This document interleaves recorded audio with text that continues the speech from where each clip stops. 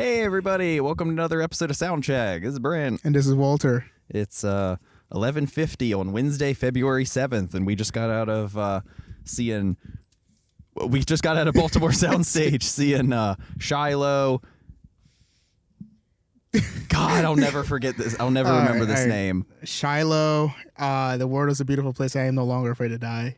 Yes. And the ocean. And the ocean. The ocean. God. So we missed the first band, unfortunately. Yeah, it wasn't on the poster, so I imagine it was like someone local. I think it was on the poster. I think it was on the ticket when I bought it. But I think we were running a little late. Yeah, but when we got to the parking garage, we heard something popping off. Yeah. Like it sounded like heavy or hardcore or something. Mm-hmm. And we were like, oh, this is going to be good. Yeah. God. Oh, yeah, you that's do right. That. Yeah. Ah, it's bright. My eyes. My eyes. Yeah, just it was an awesome show. Yeah. Kudos to the bands and the sound techs for pretty quick setups. Oh my God, they were super quick. Yeah, it was pretty quick. The Ocean had a little bit of a stagger, but it was because this was the first date of their Holocene tour. And so they were, internationally flying, and so not all their gear got here in time. So that sent them back a little, but otherwise it was a pretty smooth show. Yeah, absolutely. Even they did a quick sound check just to make sure everything was all right. A lot. I think actually it probably was easy for them since they weren't going with amps or anything. They didn't have to mic anything up. I noticed they were using amp sims, so which probably attributed to their quick setup. I noticed, yeah, I noticed that the guitarist on the left. I actually don't know his name. Yeah, I don't know. I only know Loic Rossetti, the vocalist, and Robin Stops, guitarist and founding member. I don't know the guy on the left then. I don't know the other members because I think, like that friend of yours mentioned, some of the other members have rotated out, so they're kind of newer. Absolutely. I don't think they're even the same lineup last time we saw them with when they played Pelagial in the Baltimore Sounds. No, not Baltimore. Silver Spring. Jesus Christ. Silver Spring. Yeah, 2012 Summer Slaughter. I think same deal. I think vocalists and guitarists, they've been the longest standing. Agreed. They were actually, when they first got together, they were actually called the Ocean Collective because they had so many members and so many people cycling in and out that they were like, we are the collective. And I think their first album actually had 3 or 4 vocalists on it. Wow. Yeah, there was some wild stuff they were going through for a while. Jesus. Oh, Jesus. All right, so we caught the tail end of Shiloh, and Shiloh, from what we saw, was a fitting, such a fitting band, for the their instrumental, but it was very droney and kind of shoegazy. Yeah, they are. I in the little cursory research I did this before. I'm looking them up. They're also on Pelagic Records, same as The Ocean, and the one Robin Stops is the owner of. And I've checked out other bands of theirs, and I've liked them, and they all kind of do have a lot of them do have tendencies towards post metal and post rock. And yeah, Shiloh is instrumental, post rock, post metal, and yeah, I like that kind of stuff. I've gotten more into post metal. It's kind of become a comfort genre for me from time to time. It's especially if it's instrumental. It's you kind of, it has the crushing heaviness from time to time, but it's also really melodic and a lot of pretty ambience and kind of melancholic melodies and such. So yeah, Shiloh was good. I liked that lighting setup they had. It was just it was really minimal, but kind of powerful. It was just 3 straight lines and it would just shine up different colors. And they never, unless they probably did at the very beginning, we didn't catch it, but they never really had crowd interaction or referred to people. They just straight set, just played their material. And I kind of like that. I don't really need every band to engage with the people. I kind of like it where they just perform the material, especially since they're instrumental. I feel it helped the vibe, just kind of to fall into the mood. None of them really said what's up everybody, what's up Baltimore, are you vibing with us Baltimore, this is our first time here, what's up? And then, or even mistaken the city, what's up Silver Spring? It's or when you go to Silver Spring and they'll be what's up DC? It's we're not DC, man. Yeah. And just something else I remember too is speaking about the quick setups and stuff, I felt like that was also impressive because there were so many members in each band. God, yes. And instruments. Shiloh had 5 members. Not Afraid to Die had 6, and then the Ocean's also 5. Not afraid to die. No longer afraid to die. Hell yeah. Every time I say them, I'm just gonna say something different. Yeah, I love the world. Yeah, A beautiful place. Die. Beautiful life. Yeah, Afraid to Die. Afraid the beautiful world. Yeah, I'll just word salad it. Yeah, hell yeah. I don't know. Like I really like Shiloh. I noticed that they were all. I don't know what brand of the guitar this is, but it's always associated with like doom metal. It's like an aluminum neck, and anyone who knows it, please drop it in the comments. Like, because I have no idea. I've been seeing this like that manufacturer for like years, and it's always associated with like other bands like Shiloh or like The Ocean, and just kind of like even like Godmother. Like they have like that like specific like aluminum guitar neck. I just don't know what the band, the brand is, but it always is associated with like that style of music. Nice. Yeah. It really, I do think it has to antiquate with the sound. Did I use that word right? It antiquates with the sound. I don't know. I don't even know what words even mean anymore. But Fake it till you make it. Yeah. But I do believe it has something to attribute. There you go. Oh, okay. To attribute to that sound. I don't know, because it's always kind of like low gain, but like more on the fuzzy. Like it sounds dark. It sounds like you're stoned. Yeah. And angry. But yeah, no, Shiloh was awesome. Sorry for the first band. Sorry we couldn't see you guys. Yeah, it happens. We work, we eat dinner, we get here when we get here. Yeah.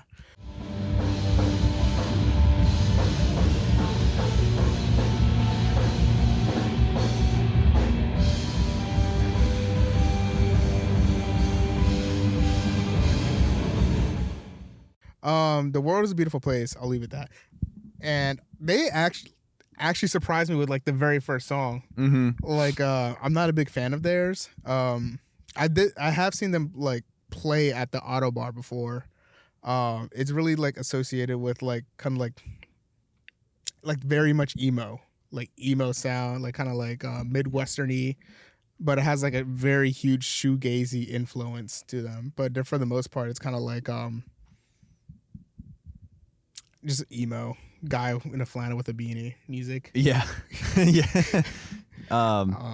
Yeah, when we looked them up earlier, yeah, pretty much stuff that came up about them was like emo, indie rock. Mm-hmm. And I got the shoegazy vibe from them. Also not just in sound, but in personality. Mm-hmm. Like the main vocalist, I assume it was preference and not just the orientation on stage, but he always, the way he was standing and the mic was set up, he always had his profile. He was like sideways on the stage, so his profile was always to the crowd. And he was pretty quiet too. He like occasionally would yell, and maybe for some heavier and like emotional parts of the songs. Agreed. But like, yeah, it wasn't until the very last song he actually like turned and faced the crowd and started actually like making some contact and stuff. And they also didn't really like have crowd work or refer to their crowd or anything. They kind of just played one song to the other. Mm-hmm. It was, I don't know if it was like the sound guy or whatever, but like I feel like they could have turned his mic up just a little bit, because like when he was singing, it was kind of muffled a little bit. Yeah. But I mean, I'll give the benefit of the doubt because like I had my earplugs in. So Yeah. maybe that has something to attribute to it, antiquate to it. Whatever word starts with A. It works with what sentence I'm trying to say.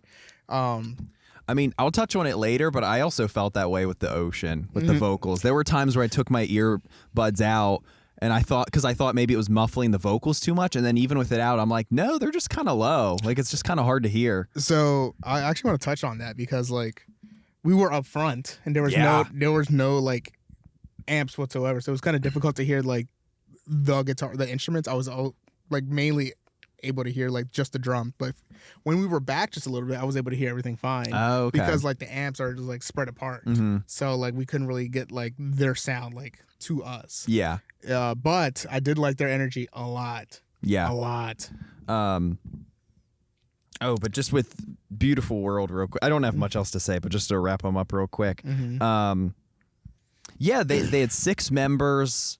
like a lot of different instruments. There was a keyboardist, and she also sang from time to time. Mm-hmm. And even though I'm not the biggest fan of them, I think I could see they're very like vibey. Like Agreed.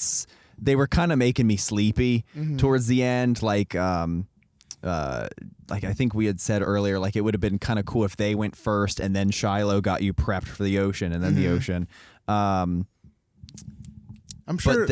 But even though they weren't quite my thing, I did respect that they had like a good variety in their songs. I agree Like with that. you mentioned, they started with the heavier one. They had their like straight up emo stuff. They had these kind of just like ambient droning portions.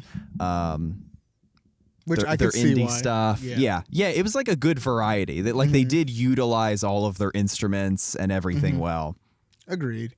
There's no specific song that really caught my attention, but it was their like beginning song that really caught my attention. I was like, is this like when they started with like the whole like shoegazy, drony blast beats and like the heavy stuff? I was like, am I missing an entire discography? I guess a way I would describe it is like it's not for me personally, but objectively I can understand why people would be fans of them and get into it. Agreed. I agree with that. I remember them playing at the Auto Bar. Not really much else to say, but I do know the type of crowd that they do bring in, and I respect it and I see the appeal to it. It's just not really for me, but I did give them a fair chance. Yeah.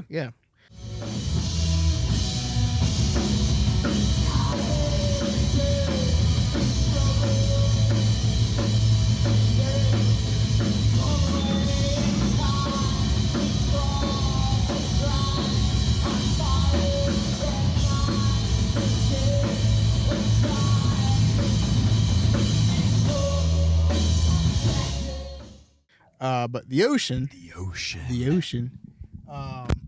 the ocean came in with like bits of Heliocene and then like Pelagial. Yeah, a little bit of everything. It was this is their Holocene tour, their latest album. Fucking good. And they mostly started with those songs. I think they did like 4 of them, I want to say.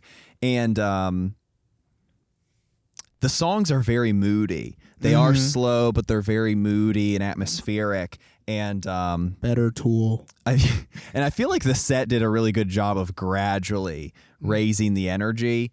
They got those songs out of the way. They did Pelagial, and they did Bath of Pelagic 2, Let Them Believe, which is not even just a favorite song by the ocean, but just like one of my all-time favorite songs. And I see them so sparingly that when these songs come up, I'm like, oh my God, they're doing it. Like I didn't think I'd hear this live. And then they played like a hit off Anthropocentric, and then they ended with Phanerozoic stuff. And they did a little encore, ended with oh God, I kind of forget their song names are difficult, like I was gonna Devonian Nascent or something, and then like Jurassic Cretaceous. I was gonna be like, in English, please. Yeah. But anyway, just like, the energy picked up with it. And it started, slow, moody.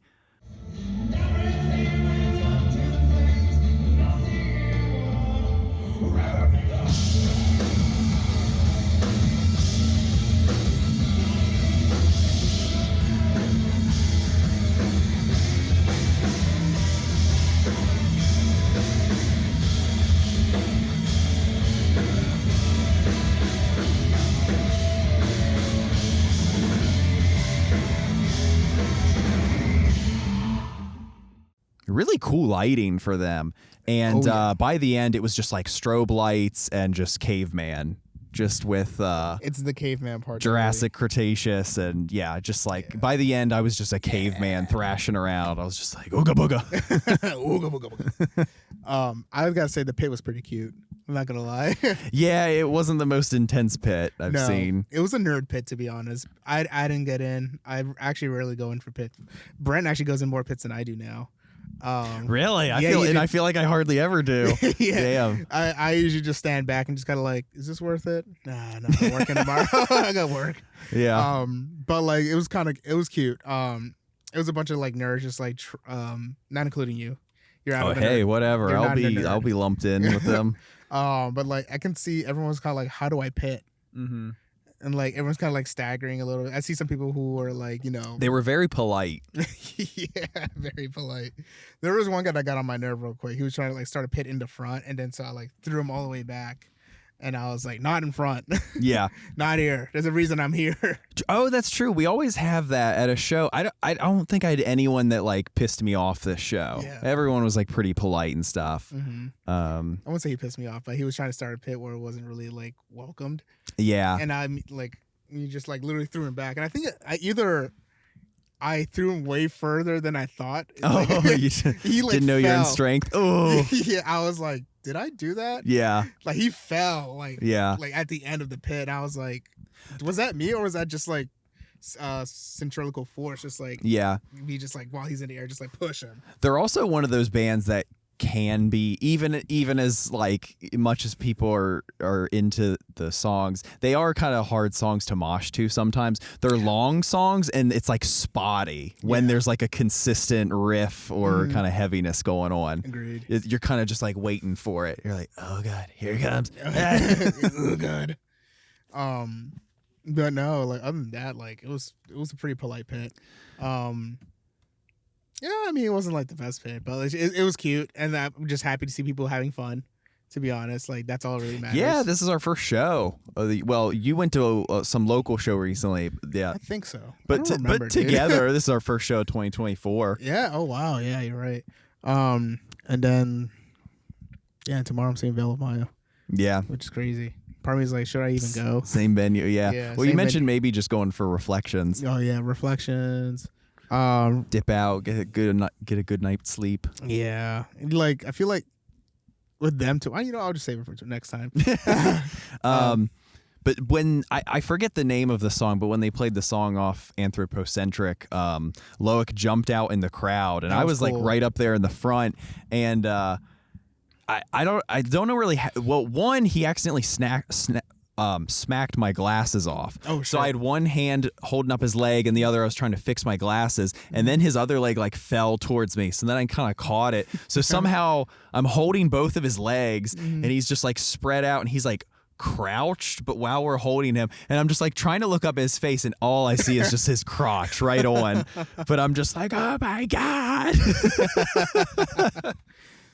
So that was awesome. Yeah. He did that twice. Yeah, he did that twice, and there was a camera person there, I assume, to document the tour. So I hope they got footage of that. Yeah. And hope you make the headlines. Yeah, yeah. I need my internet clout. Yeah, local American gets German crotch and face. And then what is it? He also brought up on stage that guy wearing the like one-piece chicken suit. Yeah. I actually saw him earlier, and I was like, I can't tell like what the hell is that hat. Yeah. But like some people wear stuff like just for the meme, like in a pit. It worked out this time. Yeah. And he was on stage dancing. I think he kind of I wouldn't say he overstayed his welcome, but I think that like vocals is like jump in the crowd. Yeah, I don't know what Loic said to him, but he kind of like whispered something to him, and the chicken guy was kind of like hesitant about it. Like, I mean, it's fair. Yeah, he probably doesn't do it too often. Yeah. But other than that, I mean, like, it was a great show. They, as far as sound checking, like, when they got their gear, apparently, like, it's not the first time that's happened. Yeah. Like, apparently, like, they got their gear, like, a day later or whatever, and then they got their gear literally, like, right before they went on, which was nuts. Yeah. I think that's nuts. Considering those conditions, yeah. I feel like the wait time, and even though Robin like went up and sort of like, apologized for it, like I feel like it was the same wait time I'm used to at any other show, really. Agreed. But yeah, fantastic show. If you haven't heard The Ocean, like definitely Holocene is my personal favorite. Mm-hmm. The Pelagio is awesome too, but like Holocene is really like kind of like caught my attention heavily.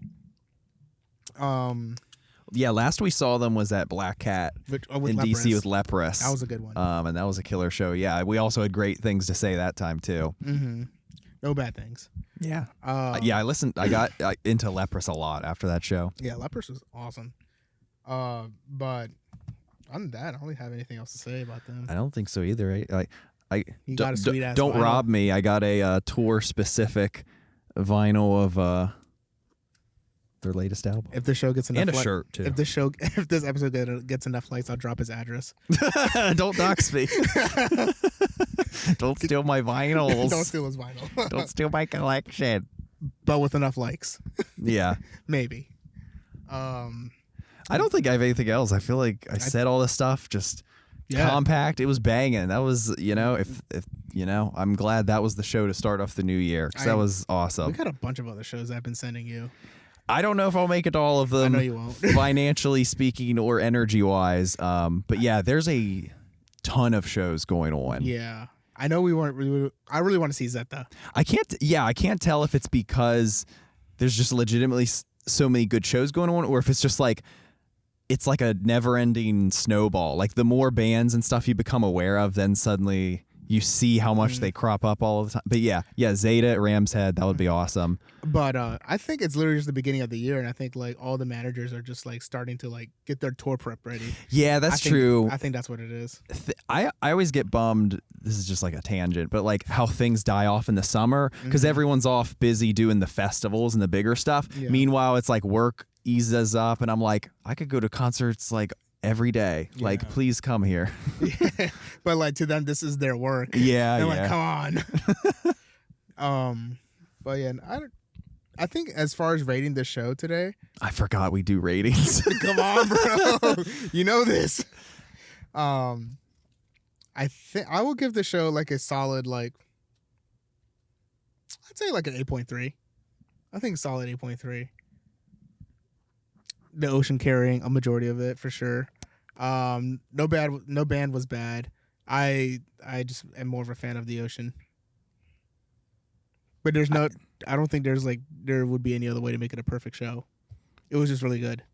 Yeah, I think I'm gonna say 9. Okay. Again, with Ocean mostly, but also not being disappointed with Chilo and beautiful place, beautiful life. Mm-hmm. Also, we're tired. Big dead afraid die. Big dead afraid die. Big beautiful die. Yeah. Yeah, that's all I really got. Yeah, that's all my thoughts. Really, that was awesome. Yeah. Thank you for tuning in. This is Walter. This is Brent. Buenas noches. Bye.